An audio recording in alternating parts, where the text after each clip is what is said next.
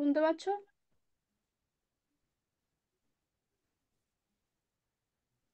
তোমরা শুনতে পাচ্ছ তো? হাত তোলো।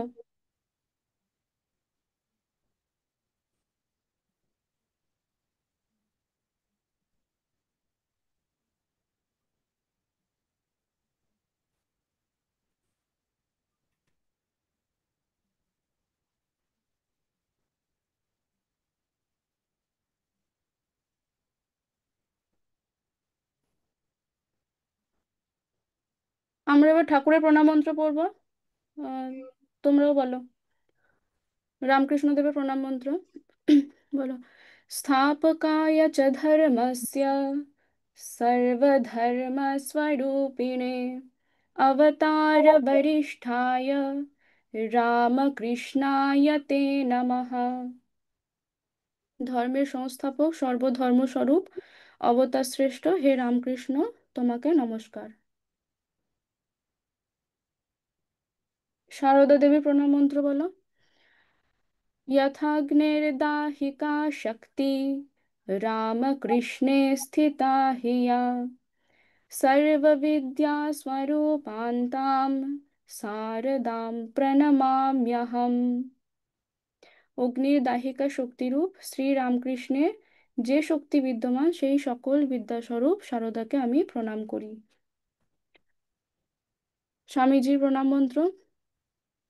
नमः श्रीयतिराजाय विवेकानन्दसूरये सच्चित्सुखस्वरूपाय स्वामिने तापहारिणे।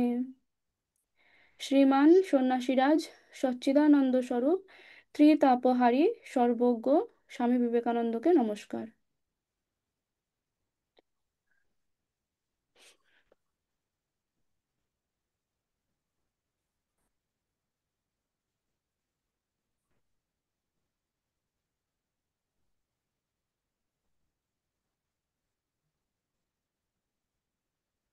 আজকে আমি তোমাদেরকে নচিকেতার গল্প বলবো। হ্যাঁ। অনেক দিন আগে বাজশ্রবস নামে এক রাজা ছিলেন। তো ওনার ছেলের নাম ছিল নচিকেতা। এবার নচিকেতার যিনি দাদু ছিলেন, অর্থাৎ বাজশ্রবসের বাবা, হ্যাঁ, ওনার নাম ছিল বাজশ্রবা, মানে নচিকেতার দাদুর নাম বাজশ্রবা। তো তিনি বিশ্বজিৎ নামে একটা যজ্ঞ আছে, তো সেই যজ্ঞ করে খুব খ্যাতি লাভ করেছিলেন। হ্যাঁ, সেই জন্য নচিকেতার বাবা বাজশ্রবস কি খ্যাতি লাভ করার জন্য যজ্ঞ করবেন বলে ঠিক করলেন এবং এই বিশ্বজিৎ যজ্ঞ করলেন। হ্যাঁ, এবার এই বিশ্বজিৎ যজ্ঞের নিয়ম হচ্ছে কি যে যজ্ঞ সমাপ্ত হওয়ার পর দক্ষিণা স্বরূপ সব কিছু ব্রাহ্মণদের দান করে দিতে হয়। হুম। তো সর্বস্ব না হলেও খুব ভালোভাবে দান দিতে হয়। তো সেই যজ্ঞে তিনি, মানে বাজশ্রাবাস ব্রাহ্মণদের গরু দান করেছিলেন। কিন্তু যেসব গরু দান করছিলেন সেগুলো কি খুব বয়স্ক ছিল। হ্যাঁ, কোনো কাজেই আসবে না সেই গরুগুলো। তো ছোট ছেলে নচিকেতা এই অন্যায় দেখে বুঝতে পারলো যে এই যজ্ঞ করে তার বাবার যজ্ঞের যে সঠিক ফল সেই ফলটা তিনি পাবেন না। কারণ তার বাবা কটা টাকা বাঁচানোর জন্য কি ব্রাহ্মণদের অযোগ্য গরু দান করছে। হ্যাঁ।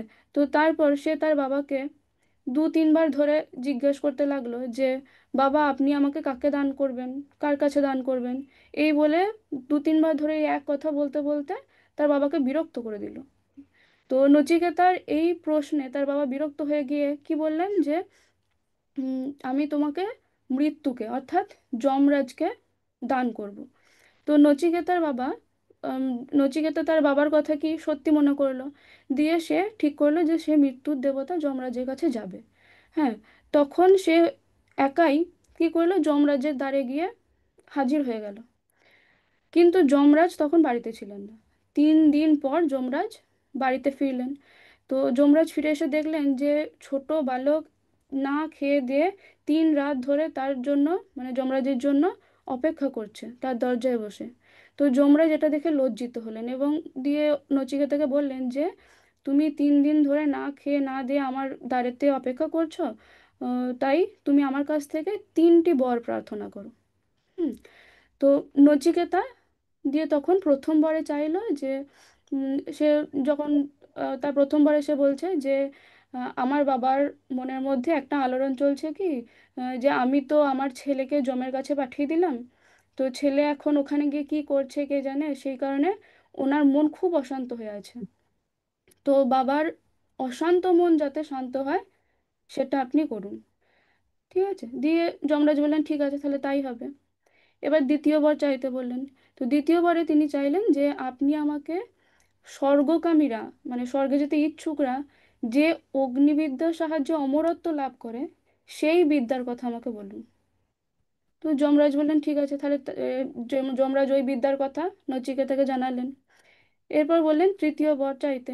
তো তৃতীয় বরে নচিকেতা বলছে যে উম, অনেকে বলে কি মানুষ মারা যাওয়ার পর তার যে ওই পরলোকগামী যে শরীর তার পিছনে আত্মা আছে। আবার অনেকে বলে কি যে না, আত্মা বলে কিছু হয় না।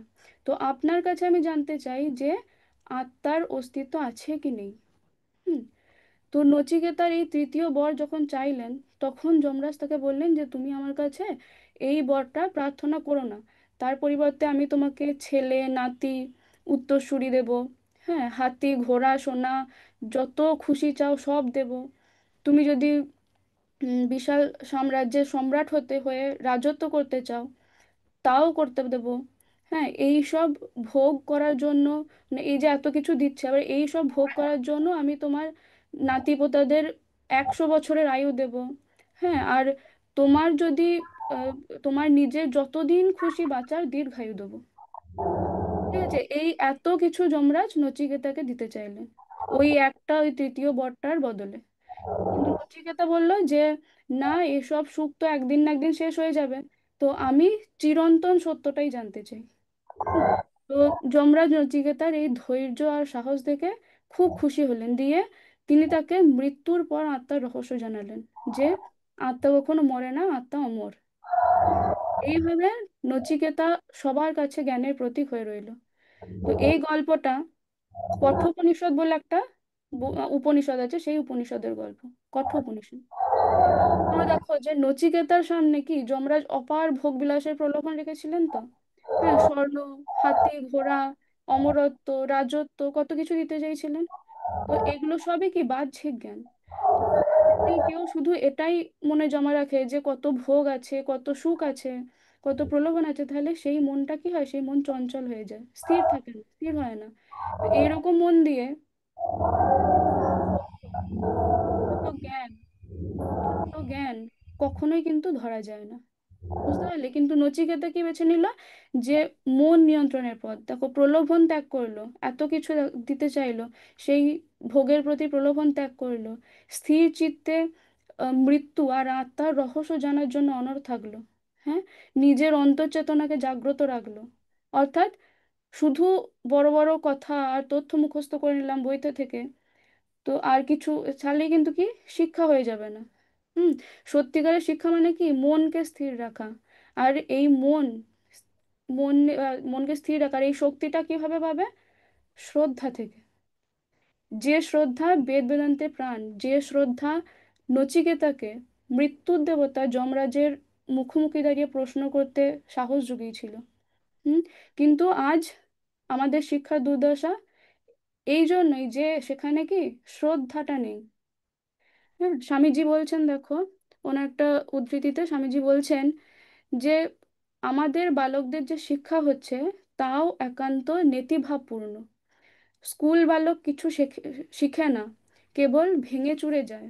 ফল শ্রদ্ধাহীনত্ব।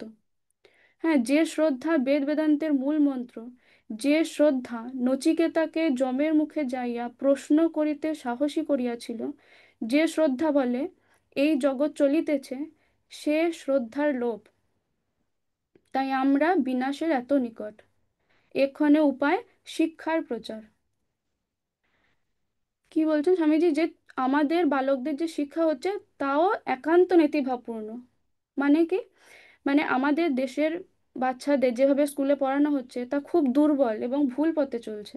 স্বামীজি বলছেন বাচ্চারা স্কুলে যায় ঠিকই, বই খাতা নিয়ে বসে, পরীক্ষাও দেয়, কিন্তু যে পড়াশোনার, সেই পড়াশোনার আসল ফল যা হওয়ার কথা তা হয় না।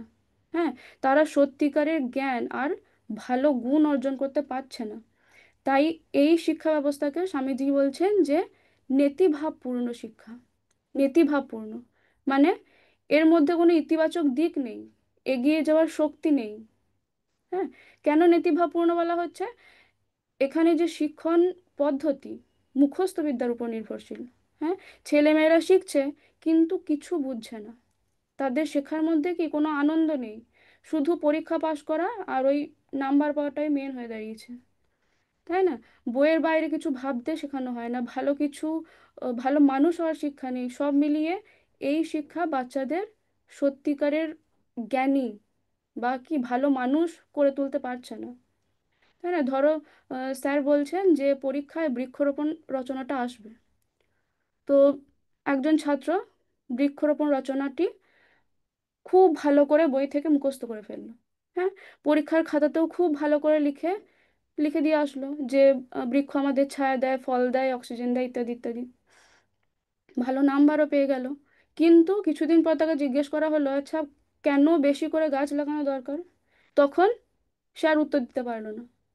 কারণ কারণ সে কেবল ওই বইয়ের লাইনগুলো মুখস্থ করেছে পরীক্ষায় রচনাটা আসবে বলে, পরীক্ষার খাতায় লিখে ভালো নাম্বার পেতে হবে বলে। হ্যাঁ, কিন্তু কিছু বুঝে পড়েনি। এই ধরনের শিক্ষাটাই হচ্ছে নেতিভাবপূর্ণ শিক্ষা। কি বলছেন, স্কুল বাচ্চা বালক কিছু শিখে না, কেবল ভেঙে চুরে যায়। ফল শ্রদ্ধাহীনত্ব। স্কুলের ছেলেমেয়েরা আজকাল সত্যিকারের কোনো শিক্ষাই শিখছে না। কেন শেখে না? কারণ অনেকেই শুধু কি বই মুখস্থ করছে পরীক্ষায় ভালো নাম্বার পেতে হবে বলে। অথচ সেই শেখার অথচ কি শেখা উচিত, হ্যাঁ, সেটা বুঝতে পারছে না। আবার অনেক সময় কি হয়, ভালো শিক্ষা পদ্ধতির অভাব বা নিজেদের আগ্রহের অভাবও থাকে। এর ফলে কি পড়াশোনা করেও সেই পড়াশোনাকে ঠিকভাবে কাজে লাগানো যাচ্ছে না। হ্যাঁ, কেবল সব ভেঙে চুরে যায়। মানে কি, এর মানে হলো ছেলেমেয়েরা ছেলেমেয়েদের মধ্যে মূল্যবোধ, শৃঙ্খলা, হ্যাঁ, বড়দের প্রতি সম্মান করা, সকলের সাথে ভালো আচরণ করা ইত্যাদি গুণগুলো ছিল বা থাকা দরকার ছিল, সেগুলো আস্তে আস্তে ভেঙে যাচ্ছে। হুম, যেমন আগে যেখানে স্কুলে ছেলেমেয়েরা গুরুজনদের কথা শুনে চলতো, তারা কিছু বললে কিছু আদেশ করলে তা মেনে চলতো। এখন বেশিরভাগ বাচ্চারা কি হয়, অবাধ্য হয়। হ্যাঁ, নিজেরা যেটা মনে করে সেটাই করে, বড়দের কথা শোনার প্রয়োজনই মনে করে না। তাই না? আগে যেখানে স্কুলে শৃঙ্খলা ছিল, ঠিক টাইমে স্কুলে আসা, স্কুল শুরু হওয়া থেকে ছুটি হওয়া পর্যন্ত স্কুলে কোনো চিৎকার চেঁচামেচি থাকতো না, কোনো ক্লাস মিস যেত না, বাচ্চারা মন দিয়ে পড়াশোনা শুনতো। কিন্তু এখন বেশিরভাগ স্কুলেই সেই শৃঙ্খলার অভাব রয়েছে। সব স্কুলে না, বেশিরভাগ এরকম হয়। তো আমি আমাদের সময়কার স্কুল ব্যবস্থার সাথে তুলনা করেই বলছি এটা। আবার আমাদের বাবা মারা যখন পড়াশোনা করেছেন, হ্যাঁ, তাদের স্কুল তাদের সময় স্কুল ব্যবস্থা আরো সুন্দর ছিল। হ্যাঁ, তাদের সময় স্কুলে যে শৃঙ্খলা ছিল, আমাদের সময় কি সেই শৃঙ্খলা দুর্বল হয়ে পড়েছে। আবার তোমাদের সময় সেই শৃঙ্খলা আরো দুর্বল হয়ে পড়ছে। তাই না? এতে দেখো তোমাদের বা শিক্ষক শিক্ষিকাদের কিন্তু কোনো দোষ নেই, এখনকার পরিস্থিতিটাই এরকম হয়ে দাঁড়িয়েছে। তো এই পরিস্থিতির জন্যই বাচ্চারা সঠিক শিক্ষা থেকে বঞ্চিত হচ্ছে। এর ফল কি হচ্ছে? তার ফল হচ্ছে যে শ্রদ্ধাহীনত্ব। মানে ছেলে মেয়েদের মধ্যে শ্রদ্ধা, ভক্তি, সম্মান করার বোধ কমে যাচ্ছে। যাদের শ্রদ্ধা করতে হবে তাদের শ্রদ্ধা করতে ভুলে যাচ্ছে, তাদের তাদের কেউ গুরুত্ব দিতে ভুলে যাচ্ছে, বাবা মাকে ভক্তি করতে ভুলে যাচ্ছে। হ্যাঁ, বলছি ম্যাম, এই পুরো জিনিসটার মানে কি? কোনটা বলছো বলো? ম্যাম, যেটা লেখা আছে। হ্যাঁ, ওটাই তো আমি বলছি। কোন স্কুল বলছো? শিবপুর? ওটাই আমি বলছি। পুরো এসএসসিএস বিদ্যালয়। হ্যাঁ, ওই শ্রদ্ধাহীনত্বর কথা বলছি আমি। এখানে স্বামীজি বলছেন না, কেবল ভেঙে চুরে যায় ফল শ্রদ্ধাহীনত্ব, আমি ওটাই বলছি, শ্রদ্ধাহীনত্বের কথা। হুম, তাহলে শ্রদ্ধাহীনত্ব আসছে কি, তার ফলে কি ছেলেদের মধ্যে ভক্তি, শ্রদ্ধা, সম্মান করার ক্ষমতাটা কমে যাচ্ছে। হ্যাঁ, শ্রদ্ধা করতে ভুলে যাচ্ছে। দেখো, বাবা মাকে শ্রদ্ধা করতে ভুলে যাচ্ছে, ভক্তি করছে না, ভুলে তারপর পড়াশোনা শেষ হয়ে যাওয়ার পর চাকরি করছে, কিন্তু যাদের সহযোগিতায় পড়াশোনা করে চাকরি করছে সেই শিক্ষা গুরুদের সাথে দেখা হলে তাদের যোগ্য সম্মান দিতে ভুলে যাচ্ছে। হ্যাঁ, এইরকম সমাজ অবস্থা হয়ে দাঁড়িয়েছে, তাই না? তাই আর এই শ্রদ্ধাহীনতার ফলে কি হচ্ছে, এই শ্রদ্ধাহীনতাই হচ্ছে সবচেয়ে বড় বিপদের কারণ হয়ে দাঁড়িয়েছে। কেন শ্রদ্ধা এত জরুরি? দেখো, শ্রদ্ধা না থাকলে কি হবে? বাবা মার সাথে সন্তানের সম্পর্ক, ছাত্রছাত্রীদের সাথে শিক্ষক শিক্ষিকার সম্পর্ক, ভাই বোনেদের সম্পর্ক, হ্যাঁ, বড়দের থেকে ছোটদের সম্পর্ক সব নষ্ট হয়ে যায়। ভালো কিছু শেখার ইচ্ছা কমে যায়, তাই না? সমাজে শৃঙ্খলা নষ্ট হয়ে যায়, একে অপরের জন্য ভাবতে ভুলে যায়। সবাই কি শুধু নিজের কথা ভাবে, নিজেকে নিয়ে ব্যস্ত হয়ে পড়ে, তাই না? তাই এখনকার এই পরিস্থিতি যেমনই হোক না কেন, পরিস্থিতির দোহাই দিয়ে তোমরা থেমে থাকবে না। মানুষ, কি হয়, মানুষই তো পরিস্থিতি বদলায়, তাই না? তাই তোমরা এরকম পরিস্থিতিকে, এরকম সমাজ ব্যবস্থাকে, এরকম স্কুল ব্যবস্থাকে বদলাতে চেষ্টা করো। সেই আগেকার দিনের মতো শ্রদ্ধা ভক্তি ফিরিয়ে আনতে হবে। কি, যে শ্রদ্ধা বেদান্তের মূল মন্ত্র।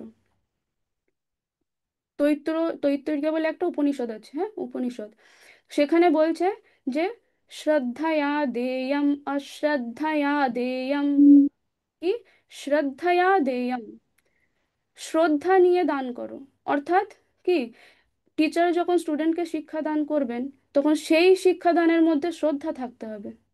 হ্যাঁ, আবার শিক্ষা গ্রহণ করে স্টুডেন্ট যখন টিচারের কাছে কৃতজ্ঞতা জ্ঞাপন করবে তখন তার মধ্যেও শ্রদ্ধা থাকতে হবে। হ্যাঁ, অশ্রদ্ধয়া অদেয়ম, মানে শ্রদ্ধা না থাকলে দান করবে না। অর্থাৎ যদি টিচারের শিক্ষাদানের সময় সেই দানের প্রতি শ্রদ্ধা না থাকে, হ্যাঁ, মাস কবে শেষ হবে শুধু সেই চিন্তা করতে থাকে, তাহলে সেই দান সঠিক হয় না, তাই না? আবার যখন স্টুডেন্টও যদি লোক দেখানোর জন্য টিচারকে কৃতজ্ঞতাবোধ দেখাতে যায় অথচ মন থেকে তার কোনো ইচ্ছা নেই, হ্যাঁ, তাহলে তার মধ্যেও কি শ্রদ্ধা থাকে না। এর ফলে কোনো পুণ্য হয় না। বুঝতে পারলে? আমাদের শাস্ত্রে বলছে যে দান যদি বিনয় আর শ্রদ্ধা ছাড়া হয় তা আখেরে ক্ষতিকারকই হয়। হ্যাঁ, তো বেদান্তের মূল কথাটাই হচ্ছে কি, শ্রদ্ধা। যে শ্রদ্ধা নচিকেতাকে যমের মুখে যাইয়া প্রশ্ন করিতে সাহস করিয়াছিল।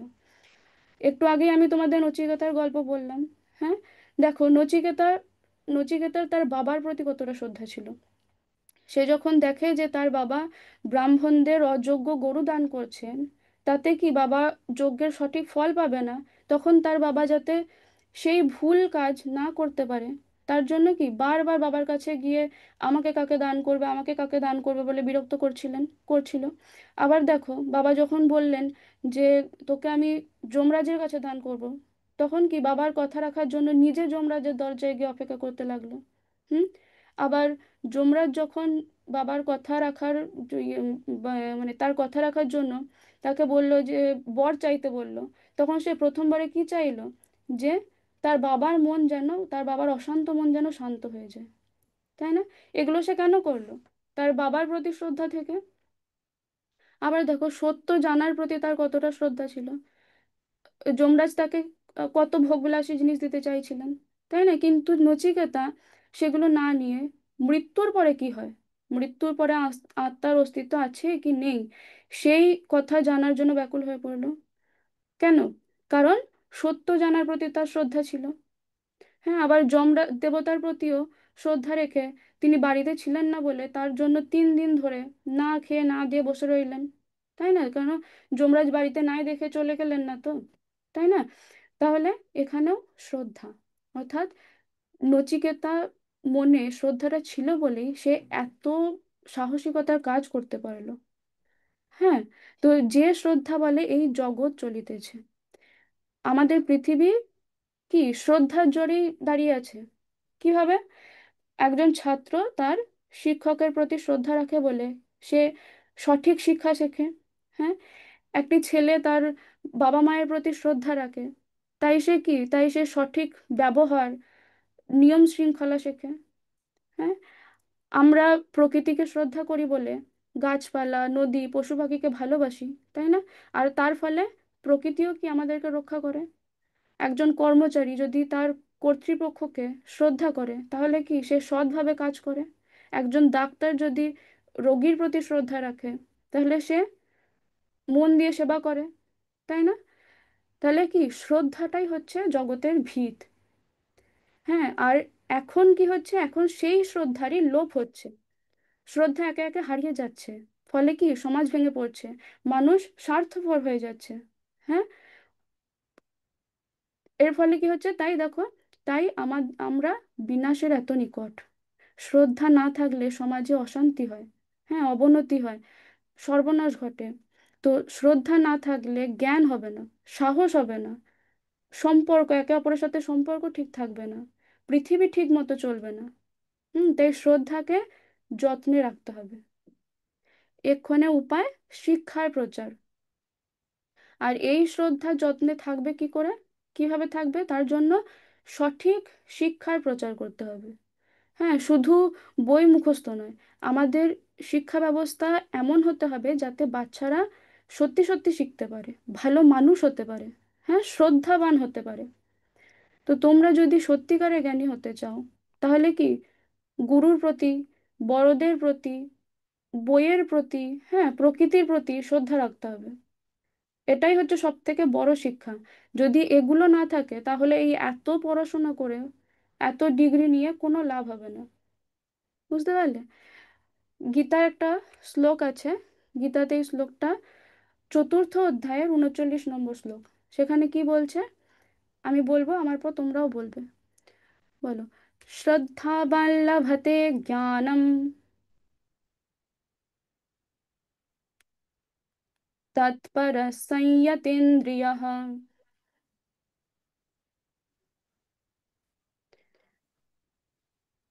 বলছো তো? আমি তো শুনতে পাচ্ছি না কারোর বলা। আমি আবার বলছি, তোমরা বলবে। শ্রদ্ধাবান লভতে জ্ঞানম,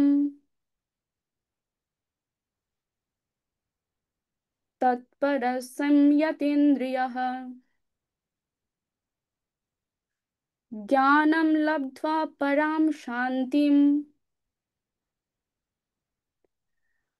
অচিরেনাধিগচ্ছতি। এই শ্লোকটা লেখো, খাতায় লিখে নাও। বাংলা অর্থটা শুধু লিখবে। কি লেখা আছে? শ্রদ্ধাবান লভতে জ্ঞানম, তৎপর সংযতেন্দ্রিয়ঃ। জ্ঞানম লব্ধ্वा পরাম শান্তিম অচিরেনাধিগচ্ছতি। কি বলছে? শ্রদ্ধাবান তৎপরঃ সংযতেন্দ্রিয়ঃ জ্ঞানম লভতে। শ্রদ্ধাবান, একনিষ্ঠ এবং সংযতেন্দ্রিয় ব্যক্তি জ্ঞান লাভ করেন। হ্যাঁ, জ্ঞানম লব্ধ্বা, জ্ঞান লাভ করে, অচিরেণ পরাম শান্তিম অধিগচ্ছতি, অচিরে পর পরম শান্তি প্রাপ্ত হন।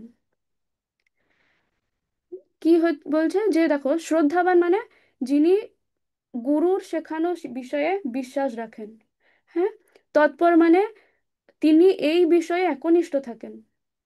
আর সংযতেন্দ্রিয় মানে তিনি নিজের ইন্দ্রিয়গুলোকে নিয়ন্ত্রণ, যিনি নিজের ইন্দ্রিয়গুলোকে নিয়ন্ত্রণে রাখেন।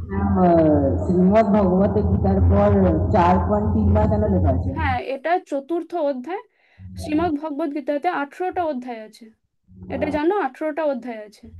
তো হ্যাঁ, সেই 18টা অধ্যায়ের মধ্যে 4 নম্বর অধ্যায়ের 39 নম্বর শ্লোক হচ্ছে এটা।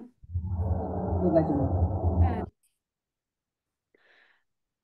তাহলে শ্রদ্ধাবান, বুঝতে পেরেছো কি বললাম? শ্রদ্ধাবান হচ্ছে গুরুর বিষয়ে, শেখানো বিষয়ের প্রতি শ্রদ্ধা থাকতে হবে, বিশ্বাস থাকতে হবে। তৎপর মানে হচ্ছে একনিষ্ঠ থাকতে হবে। আর সংযতেন্দ্রিয় মানে নিজের মানে নিজের ইন্দ্রিয়গুলোকে নিয়ন্ত্রণে রাখতে হবে।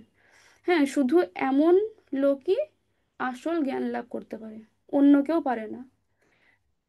সেই জন্য জ্ঞান লাভের আগে মন আর শরীরকে শুদ্ধ করার জন্য শ্রদ্ধা দিয়ে, শ্রদ্ধা ইত্যাদি 6টি গুণের সাহায্যে কর্ম করতে হবে। শ্রদ্ধা দিয়ে 6টি গুণ কি কি?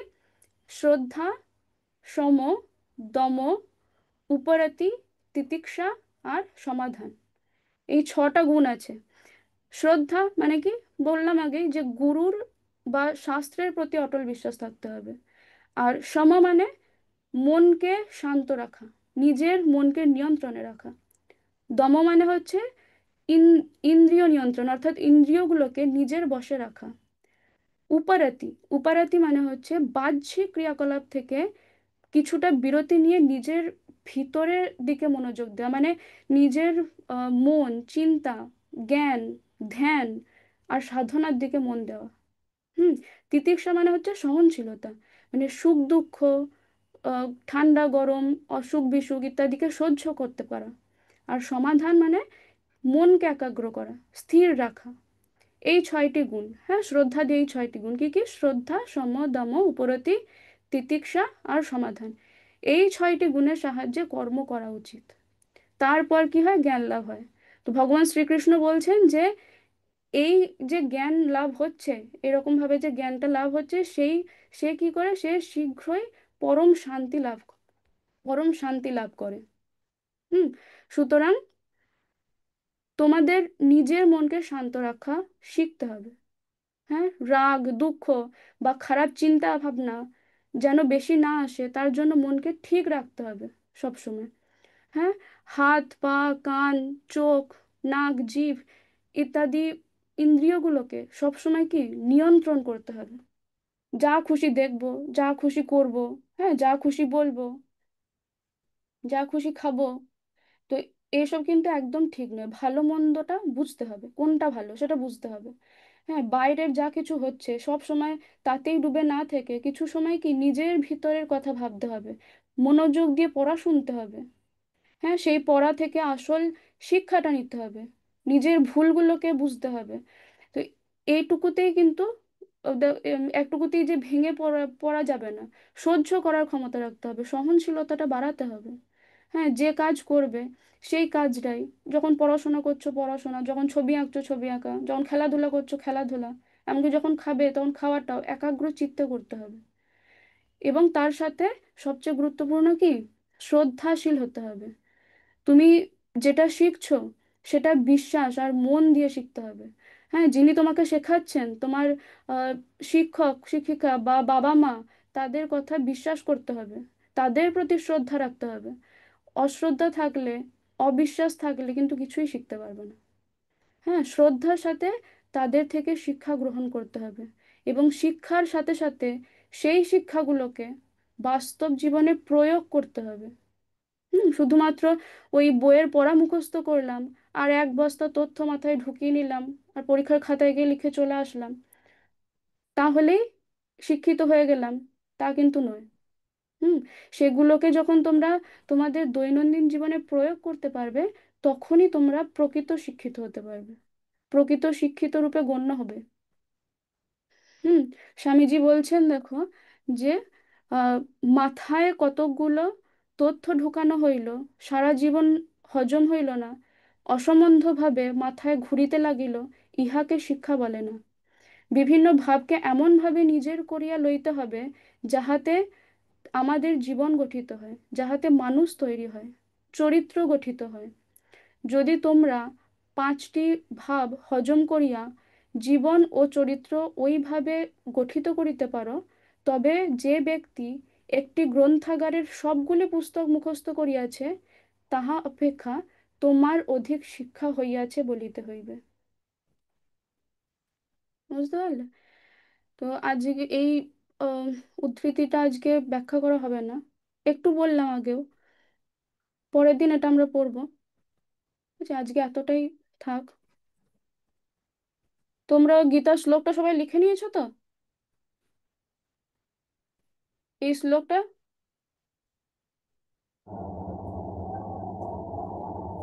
লিখেছো সবাই? হ্যাঁ ম্যাডাম, লিখে নেওয়া হয়েছে। আচ্ছা,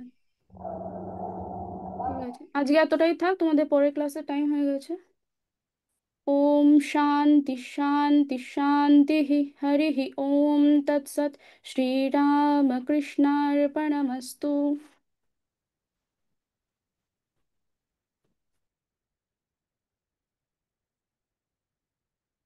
তোমরা অ্যাটেন্ডেন্স গুলো সবাই দিয়ে দিও, লিভ করে যাও।